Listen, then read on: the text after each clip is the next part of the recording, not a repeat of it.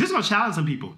Do you really trust that God knows you well enough to bring you somebody that you will be attracted to? That's what I was about to say, because I feel like when you get to the crux of letting go, you actually are confronted with the reality of your trusting God. Do you really trust him? Do you really believe what you really believe about the Lord? That God knows all. He knows you. He created you, and he created someone fashioned just for you. If you really truly believe that, I think this process of finding the one really not only tests like what you really believe, but it also tests where your relationship with the Lord truly is. Yeah. And gives you an opportunity to be like, oh, Lord, I'm not exactly where I thought I was. And so if you're watching this and you can't do that, then you need to maybe pray and say, God, like, I really don't trust you in this area. Yeah. I really and don't. I want to trust you in this area, but I really don't believe you will give me somebody that I'm attracted to. I really don't believe that you will give me somebody that's perfect for me. And I think I'm better at choosing somebody than you are. But I think not just that. I think when you're used to doing a thing, especially we grew up in this culture and the culture says this is how you do it, or people say this is how you do it, to step out and do something that's completely different is scary altogether for anybody. Especially when nobody else is doing it. Especially nobody else is doing it. It's like, we doing it though. We with you. Yeah, and then there's so many other stories of, other people who are like, God made this thing happen. And so why would God make it happen for us and you're also his son or daughter in Christ and be like, nah, you're going to be different. I'm going to make you just grind for it. I don't believe that. Love in the middle. Welcome back to another episode. Why you be like jazz hands? You know what? I'm so used to doing it. Welcome back to our channel. Stop. You're so mean. All right, now seriously though, we want to talk about how to find the one, but how to walk by faith to find the one. And so it's crazy because I think a lot of people are out there, they're really like serious about getting married. They're serious about being in a relationship. But folks are struggling. Like when I talk to people who are single, they are struggling out there. They seem to be chilling. They got their dogs. They're hanging out. No, they're chilling on the outside. But when you talk about what's happening on the inside, they're like, it's a mess. It's really a mess. And for the people who are actively trying to find somebody or actively thinking about finding somebody, this one's for you. This one's for you. I thought you meant for me. You meant them. Yeah, this one's for you. Drop some comments in the comment section here about, how are you feeling about finding the one? Like, have you found the one? Do you think you found the one? Are you struggling finding the one? And like, what is that struggle that you're having? Because I remember when I was in that phase, I was like, I was just looking. So I was 31 years old when we got married. So around like 28, I was starting to feel like, man, I just want to be married. Like I would look at women. I stopped looking at women in terms of like dating, and I started looking at women in terms of like potential, like, is this the one? Is this the one? Oh, that's deep that you just said that. Okay, what's the difference? The difference is just the attention of my heart. So you intentionally stopped saying, I'm not dating, now I'm looking for a wife. Yeah. So then people should stop dating. I've been said that. I said that like 30 episodes ago. That's this episode. Stop dating. Stop dating. Like, if you're trying to be married, dating is not going to get you there. People think that somehow dating is going to get you to be married. I think the journey for the person who's following Jesus, if you're a Christian, I think that the journey is not a journey where you're like, oh, okay, well, hey, let me try this out. Let me go see this is one. Let me go see it. Like, if you're chucking a jive and then hopping from guy to guy, woman to woman, I don't think that's the journey that God has for us. I would agree. Stop it. Now, people might look and be like, well, then how am I supposed to find the one? And that's what this episode is about. It's like, how do you walk by faith to find the one? Yes. Okay? It was not until I started walking by faith, trusting Jesus, believing that, I know that God has a person for me. Mm-hmm. I know who it should be. I know he knows who it should be. I know he knows what I need. Yep. I know that he would never give me an imperfect solution to my problem. Yep. So let me just trust him. So I think that's a good point, because I think there's a fear aspect that goes into it, that God's going to just give you the. Well, let me ask this: am I done? Absolutely. Did God give me to you? Yes. Okay. How do you know that? Like, how did you walk by faith to get me? Okay, so you asking me is totally different, because I was not a believer when we met. it's up to you though. But I'm just saying, but we didn't get married when we met. Yeah, I know, but like... And there was a chance that we almost didn't get married. Episodes 11 through 14, well documented on. No, but I think this is a good point because for some people, right, even if you're a believer, maybe you're not necessarily walking, like, you don't have the strongest relationship with the Lord. And so if you don't have the strongest relationship with the Lord, then you're really you're leading yourself. Yeah. And when you're leading yourself, you're also leading in a sense of fear of, how do I know? Do I have to figure this out? So I gotta test it. I gotta try it. Okay, that didn't really work out. That's not it, and so forth. Yeah. And so I think the dating aspect of going through those things comes, for the believer, it comes from a sense of, I don't know what I'm doing. So I don't know if I'm hearing from the Lord correctly. So I'm just going to keep trying to figure it out. Rather than, I think, to say walking by faith is a scary thing. Yeah. Like, stop doing what you're doing and God's going to bring you the one. And so without the testing and that dating aspect to know that this is it could be really scary. I hear that, but I'm going to tell you what happened to me. I was doing all that. And then I started to realize, like, actually the real scary thing is for me to pick somebody. Like, because I kept picking duds. That's scary. Like, you know what I'm saying? And think about it like this. If you've been dating and you haven't found the one, all you've done is pick duds. So the last one that you broke up with, that was a dud. Every single one that you've picked up till now that didn't end in marriage, a lasting marriage, was a dud. Okay, wait. So you don't know what you're doing. But what? And so hold on. This is the whole point. If you've already proven that you don't know what you're doing, why continue to do it? Okay, but what if it was the one and you messed it up? Okay, so then how would you have messed it up? How did you know that it was the one? Okay, you make a good point. That's what I'm saying. So here's the thing. So I'm going to just share my story, okay, right? Go ahead. Here's what happened to me. It's well documented in much detail, but I'll give the short form version today. If you want to hear the whole story, episodes 11, 12, 13, and 14, our love story, like, is all there. And maybe we left some stuff out, so you might get some extra stuff later. But straight up, I was just like, okay, I wanted to be married when I was like 27, 28. And then I was like, okay, I was looking, and then I'll go to church, and I'd be like, oh, what about her? What about her? What about her? What about her? So I'm just thinking, right? And then hoping that, you cross paths with somebody I was hoping that something like, why you like looking at laughing? You that dude in the church. No, I was not that dude in the church. I was not hollering at everybody, right? Now, I was every dude in the church, because every dude that's single is looking at all the women and wondering, is that the one? That's happening. But you're not picking. Okay, but that's a whole nother thing, okay. Right? Because here's what happens. I think for the Christian man who's really trying to, like, follow the Lord or be led by the Lord, okay. And whether you know what that means or not, or whether you're wrestling with that or sure in that or not, if you're trying to do that, he's looking. Like, he's looking around. And then the scripture says, he who finds a wife finds him a good thing. Right? And so there's this aspect of... Huh? Is that Yeah, finds a good thing, finds favor from the Lord. Yeah, so he's looking, understanding that he needs to find. Okay? Okay. That's what I was doing. I'm looking at everybody and just wondering, okay, like, which one is the one? Right? So then you kind of like have like your like, okay, do not take this the wrong way. But you got like your crew of like potentials, right? Okay, in your mind, it's all mental. It's like I'm not dating these women. I'm not going out with these women. I'm not doing anything with these women. I'm just observing from afar, right? Checks and X's. Yeah, so there's checks and X's. X's and O's, and you play football. Like, okay, so you're looking, you're kind of scoping out, okay, those are the 5 potentials, right? Wow. Okay? No, just potentials. This like, is good. I'm not judging. I'm attracted to these, okay? That's as far as that's going. Okay. Because I don't know them. At this point in time, I don't know who they are. I don't know much about them. I'm just observing. I'm just showing up. I used to sit in the balcony at the church. So I was sitting from afar. And so I'm just watching. Then I started to get more involved in the church and then started to build relationships with different people.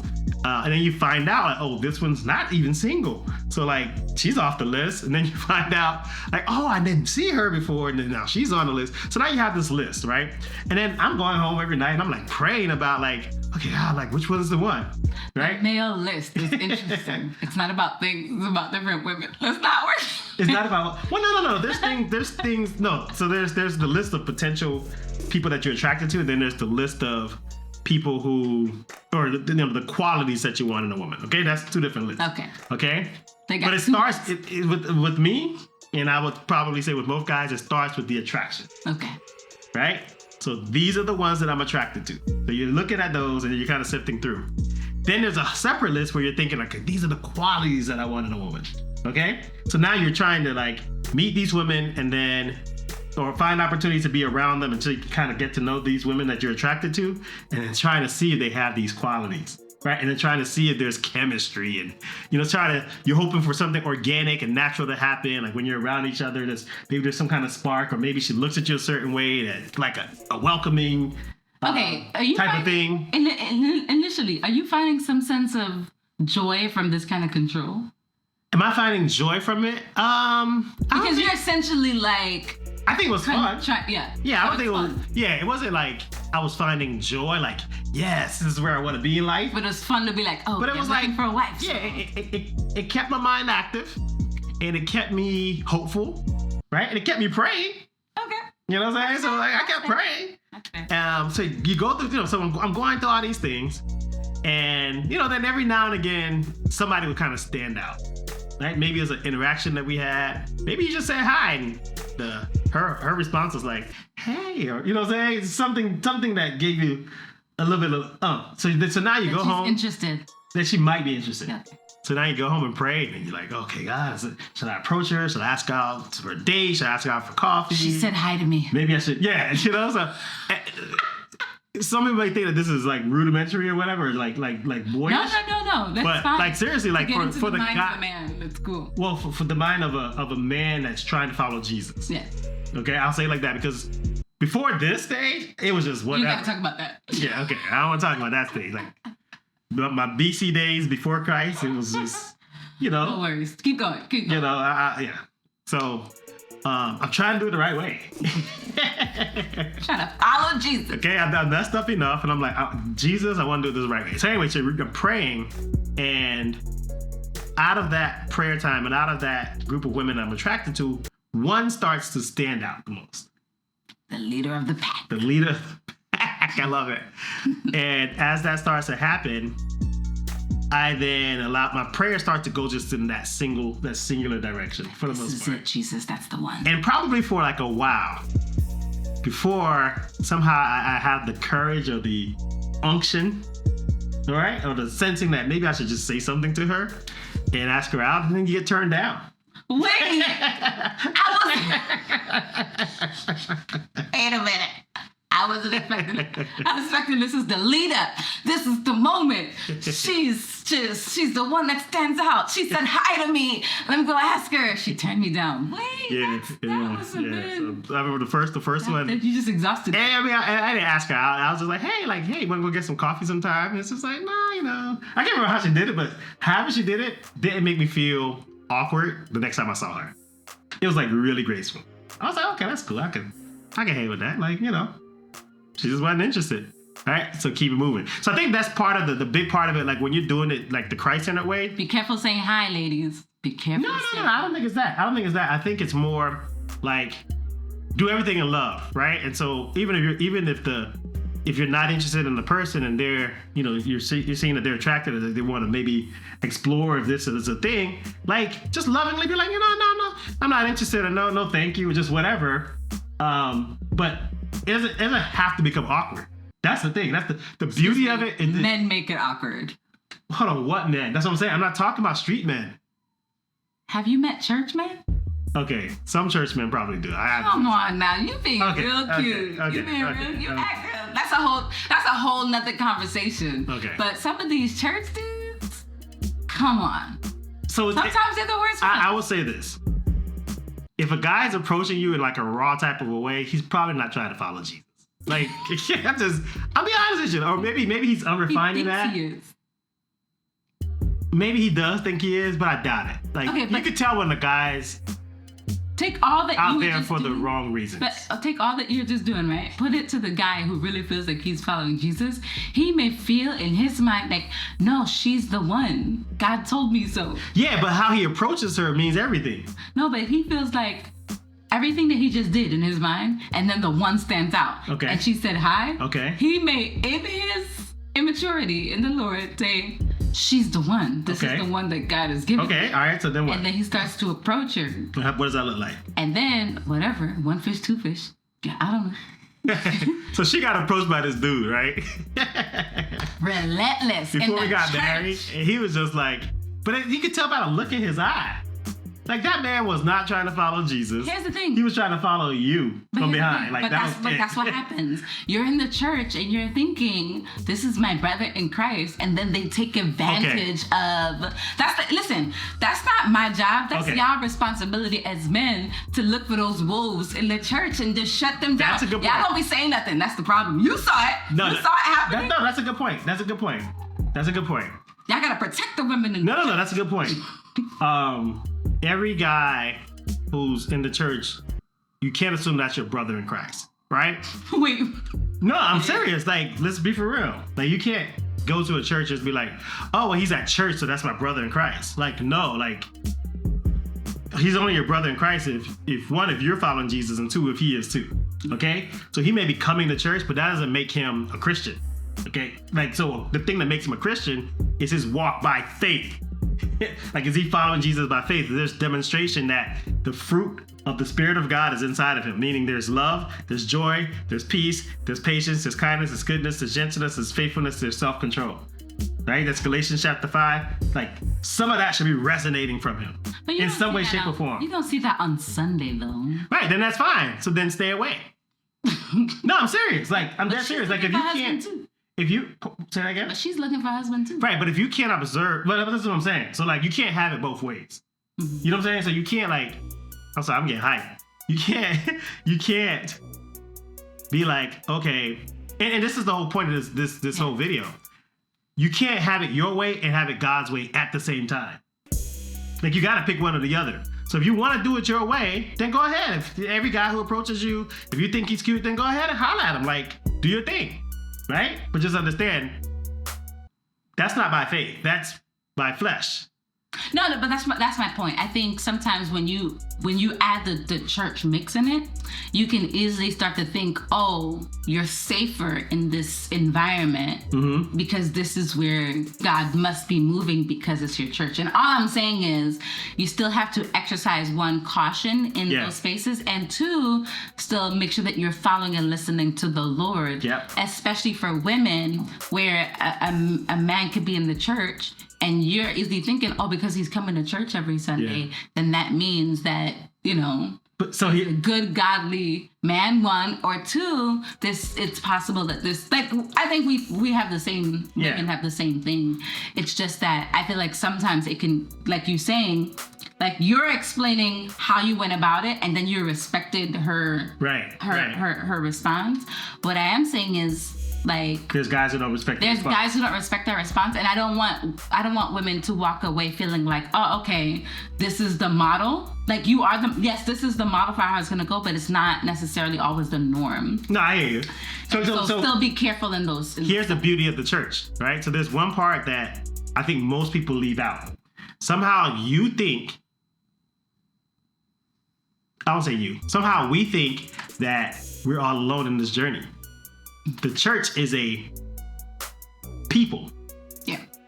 The called out one. So you need to know the other people that are at that church that are for you. The people who are following Jesus the way you're following Jesus. The people who you're sharing your life with. And people that you are also accountable to. So there should be people in your life that know that you're available, that know that you're single, that know that you're looking and hoping and praying that God sends you the one. Right? If you're walking this journey by yourself, you are doing it wrong. That's what I'll say. Like, and this is all my opinion. You know, that's what I'm saying. Like, you do it however you want to do it. But I believe that if you walk in by faith, like, Jesus doesn't call us to walk by faith all alone. That's the whole purpose of the church. The church is his body. Like, the body of Christ is part of Christ. So if we're following Jesus, we should be in community with other people that are following Jesus. And if we're in community with other people that are following Jesus, somebody can vet that guy. So here's the thing. I think this can easily go into a whole nother conversation because I have so many other questions based off what you're saying there. But I do want to finish your story. Okay. Because dating in the church is a whole different conversation. And I want to do it justice. So let's put a pin in that because I want to get back to your story. Would y'all like to hear a whole episode on dating in the church? If you want to hear a whole episode on dating in the church, the do's and don'ts. Yes. Put it in the comments. Just leave a comment right now. Just put, I want that full episode of dating in the church. Yes.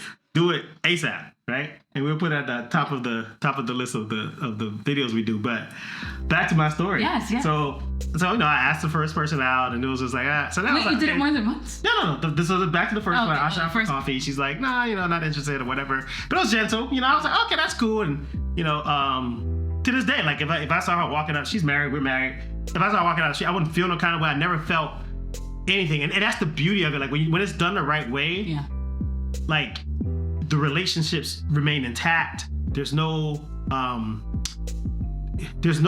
dignity lost. You know what I'm saying? Mm-hmm. And so you can keep those things intact. I knew a friend of ours. He dated a woman for 4 years. They were engaged to be married. He ended up realizing 4 years later, that's his story, that it wasn't the one. They separated, but they're still friends to this day. They both got married to different people, and they're still friends, and their spouses are friends with them. The most amazing story I've ever heard. They dated for 4 years? They dated for 4 years. Were they intimate? Huh? That's the whole point. If you're doing it the right way, and I believe if you do it God's way, like dignity can remain intact. And so, to my understanding, they never had sex before. I don't even think they were intimate in that kind of a way. Wow. To where, because I'm not about to be friends with somebody that I was intimate with. Like in my marriage, like that's just awkward. Yeah, sure not. You know what I'm saying? So I wouldn't even introduce, my wife to somebody like that. Like, let's just stay away. Like that shouldn't have happened. I should have repented, and I repented for all the women so you out there, you watching this and like Laban, we got a history. Like, listen, I repented of that. I'm sorry to you. I'm sorry to you. Come on, you won't out there like that. Come on. But understand, like, if I see you, like, we gonna keep a distance, okay? It's high and by. Like, we're not trying to like interact in our lives like that, because it's unfortunate that we prematurely do marital things. Like, that's an unfortunate part of when you do it the flesh way. But when you do it the faith way, like, there's patience involved. Yeah. Like that's what are the fruits of patience? What are the fruits of the Spirit? Love, joy, peace, patience.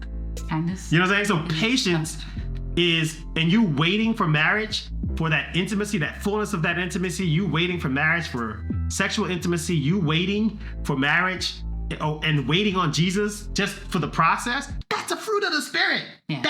That's a sign that the Spirit of God is in you, that you're waiting on Jesus. Yes. Like, so wait on Jesus. And so I'm not trying to, but I'm just saying, like, and so people get so wrapped up in trying to figure it out. You don't have to figure it out. Waiting, but waiting is a part of. Waiting's a part of it. Waiting is a part of what we're able to do supernaturally because Jesus is in us.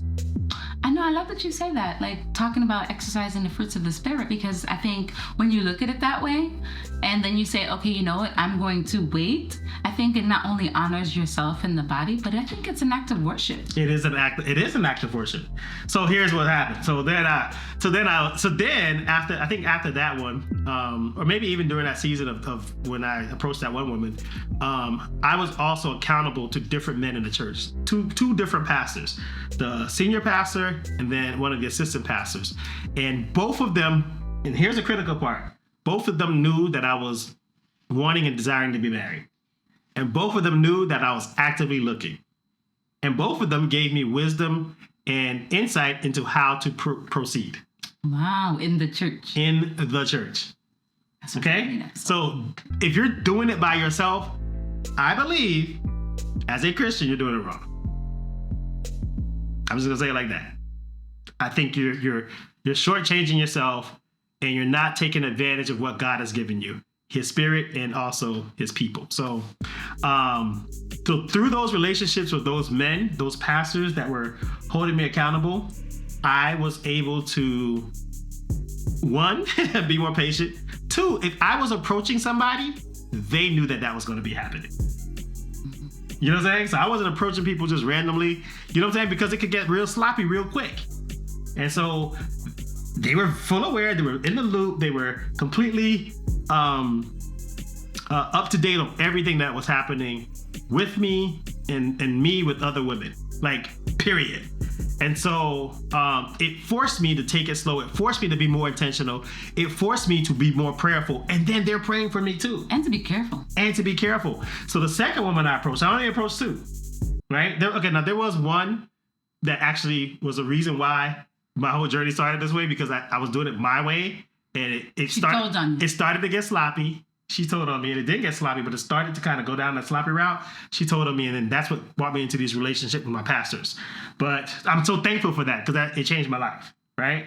So the third person I approached now, I kind of, she was on that short list of people that I was attracted to. And through our interactions, our highs and buys, just comings and goings, I started to think that I think she's interested. I'm attracted to her. I'm telling my pastor, hey, like, this is somebody. I told both pastors, they both knew about it. And they gave me some insight into how to approach. And this is what they said. They said, if you feel like, like this might be the one, you just want to approach her and just tell her, like, hey, listen, I think you're attractive. I'm attracted to you.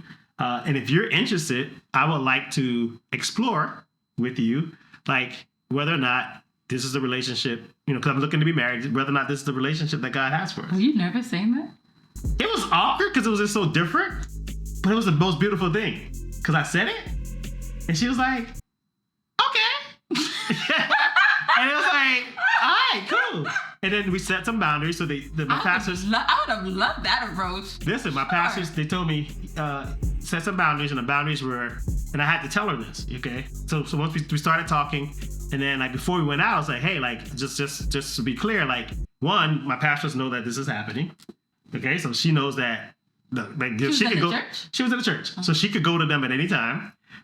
Two, we will not be physically intimate, right? Like, so there will be no kissing, no long hugs, none of that stuff, right? And then the third one, this was the most beautiful part. The moment you no longer think that I'm the one, or might be the one, just let me know, and then we'll just go our separate ways.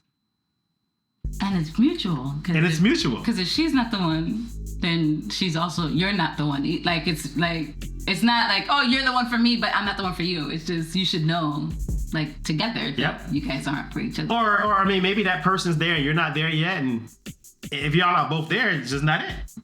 But if God is in it and this is the one, then it'll eventually come to that. Ah. So listen, I said that to her.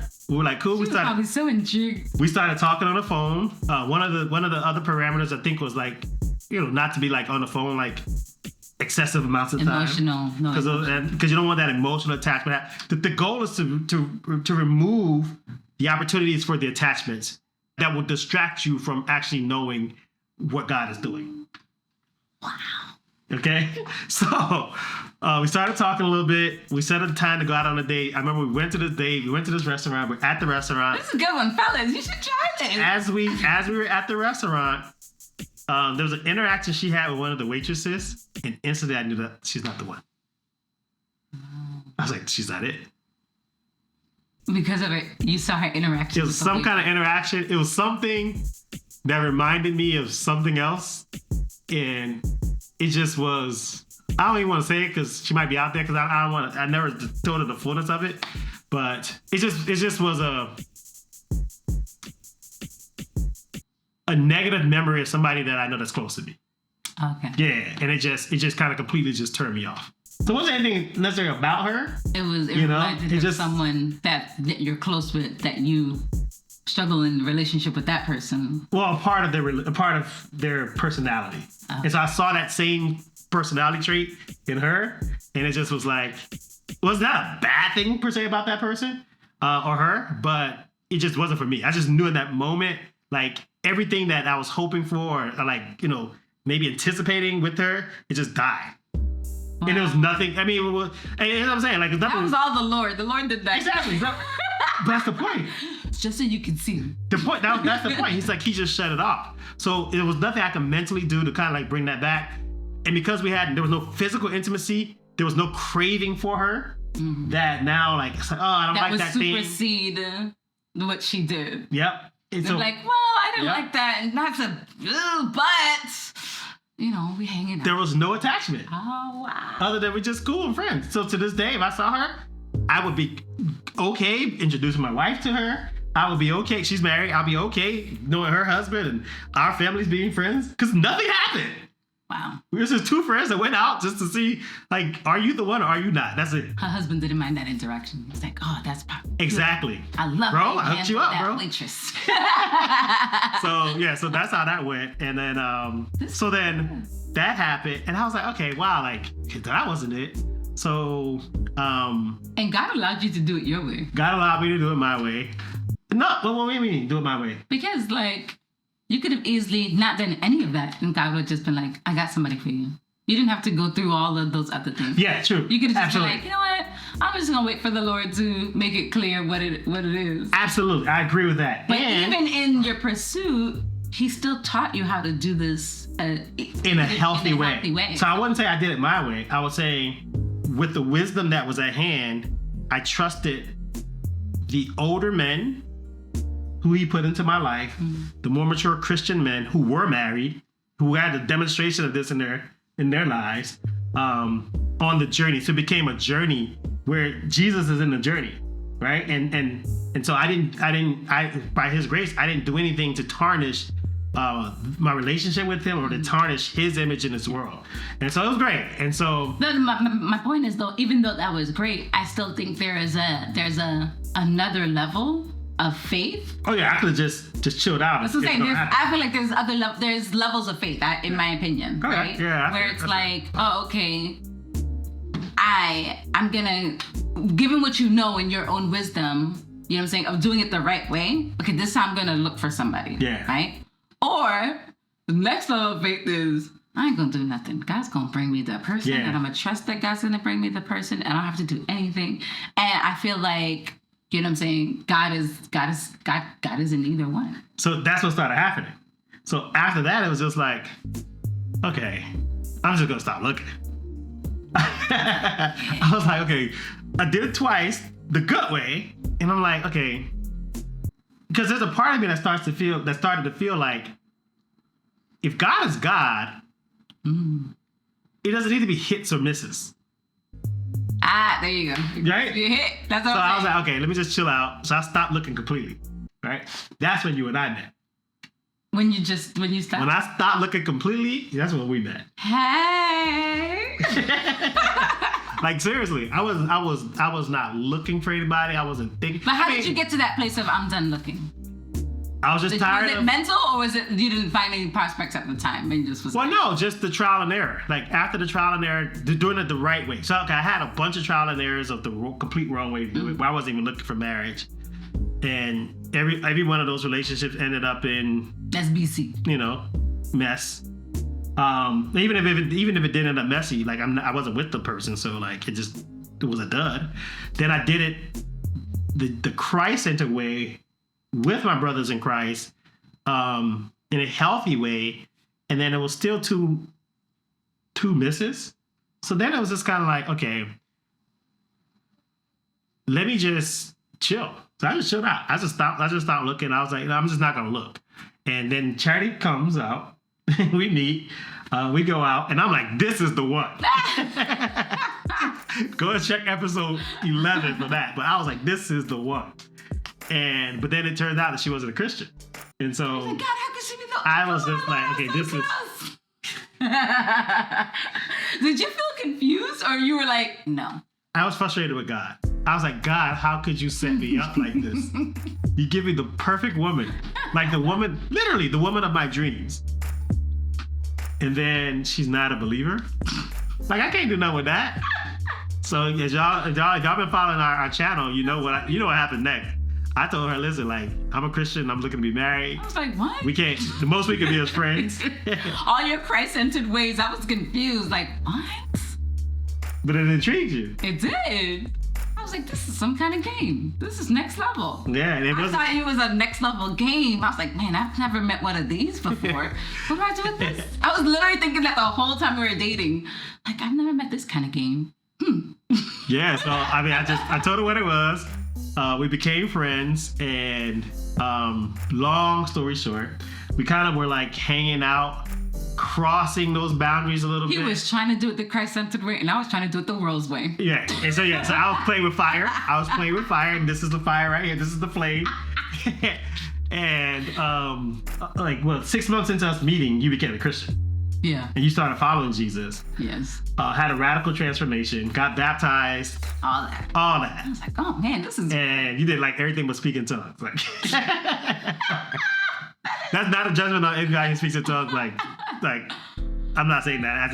That's a joke. It was a radical transformation. But then she was like, okay, well, let's do this. And I'm just like, oh, okay, well, I'm not sure that. Too late. I'm not sure that it's the one. Should have been a believer in the first one. But my pastor saw how deep her affection was for me. And he was like, listen, like, bro, you need to either marry her or like step off. And because I wasn't sure at the time, and I wasn't sure not because of her, but because we both had kids. So her having a kid wasn't an issue. Me having a kid wasn't an issue. Both of us having a kid was an issue. How are we going to do this? And I just couldn't. Family right off the bat. How we got this whole family right off the bat. I was like, okay, listen, like, I can't see it, so I let her go. But when I let her go, I prayed. And I said, God, if this is the woman you have for me, like change my heart. Help me to make it make sense for me. And I left it alone. And after letting Charity go, in the next 6 months, I started that same pattern, that same healthy way of dating 2 more times. I did it once with somebody that I knew from my job who was a Christian, and then another time with somebody else that was online. But it was the same thing. It was like the minute either of us thinks it's not it, just let the other person know. No intimacy, no nothing. That happened twice. After those 2 times, I think 2 is like the magic number. Because after 2 failures, it's like, what am I doing this for? Like, I have no clue what I'm doing. Like, that's where I ended up just thinking to myself and praying, like, God, if I really trust you, I don't need to do trial and error. So I came back to the place. So when you let go, it's like, I don't know what I'm doing. Then you meet me, and it's like, oh, this doesn't make sense in your own mental. Then you're like, okay, let that go. And then you try it again.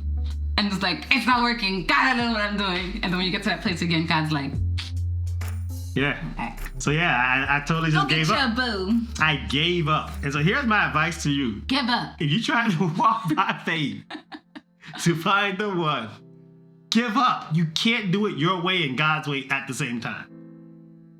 So I would add to that, give up, and then go back and do the other things we talked about. Just live your life. Live your life, serve Jesus, fellowship with Christian family. Like, he can make it happen. Just live your life. He can totally make it happen.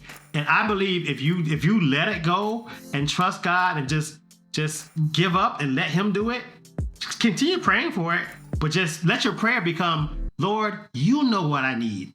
Lord, you know the qualities of a woman that I need. Lord, you know what I'm attracted to.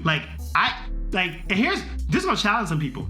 Do you really trust that God knows you and knows you well enough to bring you somebody that you will be attracted to? That was what I was about to say. People are afraid about that. That's what I was about to say, because I feel like when you get to the crux of letting go, you actually are confronted with the reality of your trusting God. Do you really trust him? Do you really believe what you really believe about the Lord? That God knows all. He knows you. He created you. He created you a certain way, and he created someone fashioned just for you. If you really truly believe that, I think this process of finding the one really not only test like what you really believe, but also test where your relationship with the Lord truly is. Yeah. And so letting it go really exposes just where you truly are and gives you an opportunity to be like, oh Lord, I'm not exactly where I thought I was. And so if you're watching this and you can't do that, then you need to maybe pray and say, God, like, I really don't trust you in this area. Yeah. I really don't. I want to trust you in this area, but I really don't believe that you will give me somebody that I'm attracted to. I really don't believe that you'll give me somebody that's perfect for me. And I think I'm better at choosing somebody than you are. But I think not just that, I think also letting go of, I think when you're used to doing a thing, especially we grew up in this culture and the culture says this is how you do it, or people say this is how you do it, to step out and do something that's completely different is scary altogether for anybody. Especially when nobody else is doing it. Especially nobody else is doing it. It's like, we doing it though. We with you. Yeah, and then there's so many other stories of, other people who are like, God made this thing happen. And so why would God make it happen for us and you're also his son or daughter in Christ, and be like, nah, you're going to be different. I'm going to make you just grind for it. I don't believe that. And so I think it's an opportunity for you to grow deeper in your walk with the Lord and be honest with him and say, I'm not ready to do that. That's scary for me, or that's new.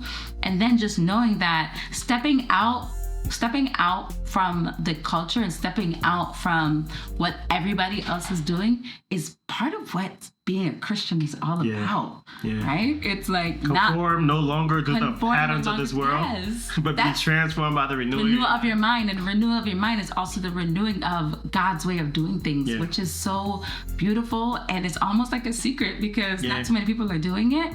But when you're like, okay, God, I want to do it your way, and his way is the best way and the most wonderful way, but nobody else is doing it, it's scary, but it's wonderful because you reap the benefits of that.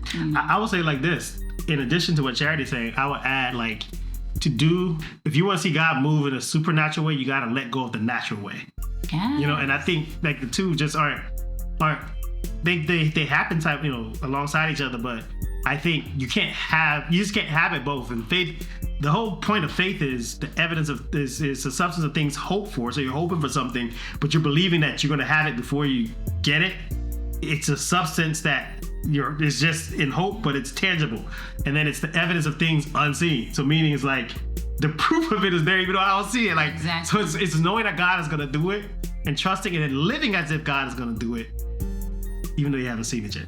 Yeah, we just want to encourage you. Like, God is going to do it if you let him. Just let him. Yeah. And then if you're struggling to do it, just tell him that. God, I want to. I'm inspired by their story, the stories of people who said that you brought them the one that you're supposed to be with, but I'm scared to do it. Like, God honors that. That's a sense of worship when you could just be honest with your Father in heaven to the reality of where you are and start there. Rather than doing all the busyness of dating and trying to figure it out, use that same energy to grow your relationship deeper with the Lord and the faith aspect of it. And then you're going to be like my shirt, the fish in the middle. That's so funny. You're going to be like my shirt. But to grow it. That fish is just doing, he's not following the rest of them. He's doing a whole new thing. Growing the faith aspect of it isn't just the relationship part. I think sometimes you're looking for the relationship and then that's the only part of your relationship with the Lord you're focused on. Like, start trusting the Lord by faith as it relates to your job, as it relates to your siblings, as it relates to your parents, as it relates to your family, as it relates to your friendships, as it relates to eating. Like, every aspect of your life, like, bring Jesus into it and be like, Jesus, like, I want your way in this area of my life. Some people are probably wondering, like, what happened next, right? If you didn't watch episodes 11, 12, 13, and 14, I'm going to go ahead and tell you. So I gave up. I let it go. And I'm like, God, I have no clue what I'm doing. I believe that you have what's best for me. You know what's best for me. You know what I need. You know the common woman. I'm just going to wait for you to do it. And I prayed that prayer, and I stopped trying. That was in February. March passed. April came. And at the end of April, I'm riding a city bus, minding my own business. I have a desire to talk to Charity, but the last instructions were not to reach out to her. So I said, Jesus, he dumped me. If this is you, have her to reach out to me. And within 5 minutes, Charity, after having not talked to her 6 months, she buzzes my phone. 5 minutes after I prayed. Miracle! Like, Jesus did that. Jesus changed my heart. Jesus brought us back together. Jesus. And he keeps us together. Yeah. That's why the faith aspect is so important, because you may be trusting God to bring you the one, but you're going to also need him to keep you out together. And that's a whole nother episode. So with that being said, I encourage you, if you haven't heard our whole love story, check out episodes 11 through 14. Right now, we're going to link to it, and we're going to catch y'all later. Bye. As a jazz hands. Bye. Yeah.